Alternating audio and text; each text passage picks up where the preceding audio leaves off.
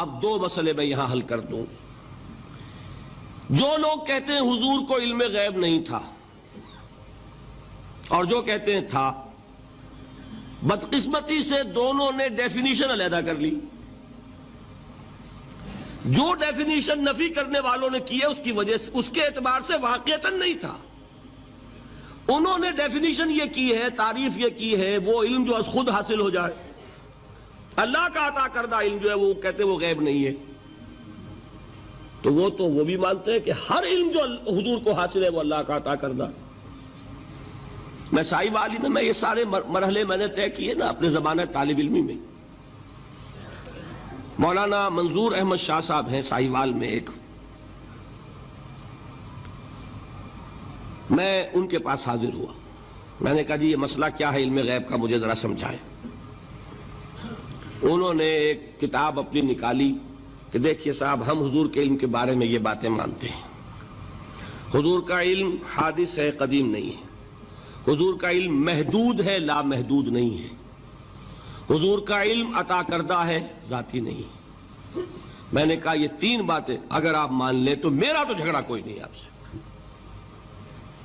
ہوتا کیا ہے جب آئیں گے وعظ میں، خطابت میں، تو عالم ما کان وما یکون، اب الفاظ وہ استعمال کر جائیں گے.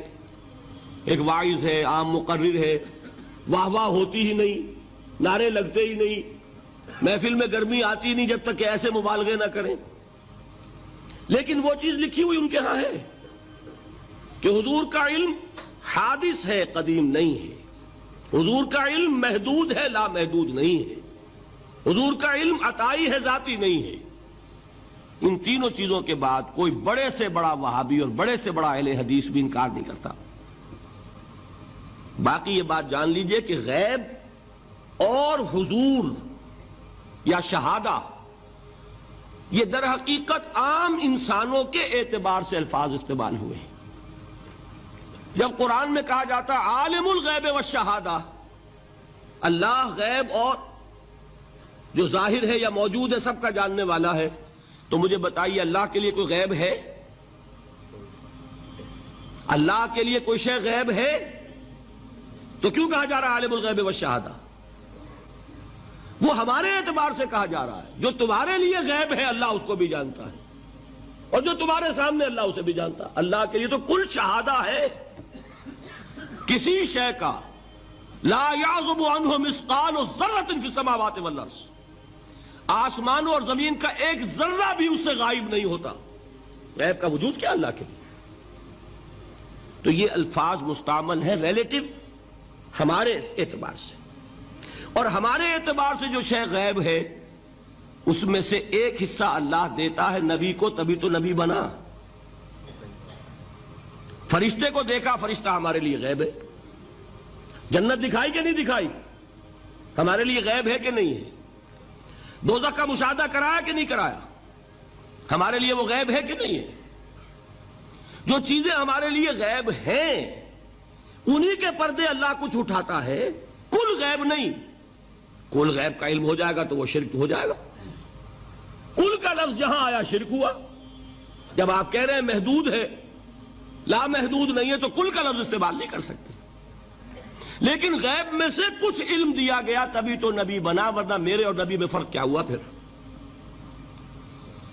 البتہ یہ کہ وہ غیب کا علم ہو یا حاضر کا علم ہو، سائنٹیفک نالج ہو یا وحی کا علم ہو، کوئی بھی علم ہو، آیت الکرسی کے الفاظ نوٹ کیجئے، یعلم ما فی السماوات وما فی الارض، وہ جانتا ہے. ولا یحیطون بشیء من علمہ الا بما شاء، مخلوق میں سے کوئی بھی اس کے علم میں سے احاطہ نہیں کر سکتا مگر جتنا وہ چاہے.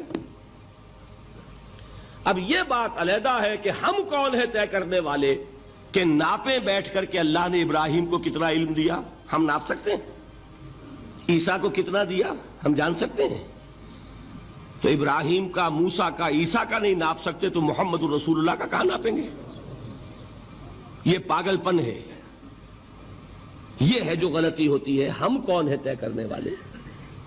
اللہ نے اپنے نبی کو دیا جو دیا، بات ختم. کل نہیں کہیں گے، کل کہا شرک ہو جائے گا. ذاتی کہا شرک ہو جائے گا. عطائی ہے، جو دیا اللہ نے دیا، اور کل نہیں دیا، جتنا چاہا دیا. ہے حادث، قدیم نہیں. تینوں چیزوں مان لیجئے تو شرک کا کوئی شائبہ نہیں ہوگا. باقی جہاں ایک طرف قرآن میں وہ آیات ہیں کہ اللہ کے غیب کو کوئی نہیں جانتا، ٹھیک، وہاں یہ بھی ہے کہ لا یظہر غیبہ، لا یظہر علی غیبہ الا من ارتضی بالرسول، وہ اپنے غیب پر قابو نہیں دیتا مگر اپنے رسول میں سے جس کو چاہے. یہ دونوں آیتیں قرآن کی ہے کہ نہیں؟ اسی لیے در حقیقت جو غیب کی نفی کرتے ہیں حضور سے، وہ کہتے ہیں کہ از خود معلوم ہونے والی شے غیب ہے. ہم کہتے ہیں از خود تو کوئی بھی شے کسی کو معلوم نہیں، ہمیں حاضر کا علم بھی اللہ ہی دیتا ہے تو ہوتا ہے، غیب کا تو بہت دور کی بات ہے. یہ مسئلے بڑے سیدھے ہیں، خام خواہ ہم نے پیچیدہ بنایا ہوا ہے. خدا کے لیے ان مسئلوں کو سلجھائیے اور جوڑیے، کاٹنے کی بجائے جوڑنے کی فکر کیجیے کہ بھائی یہ اپنی اپنی جگہ پر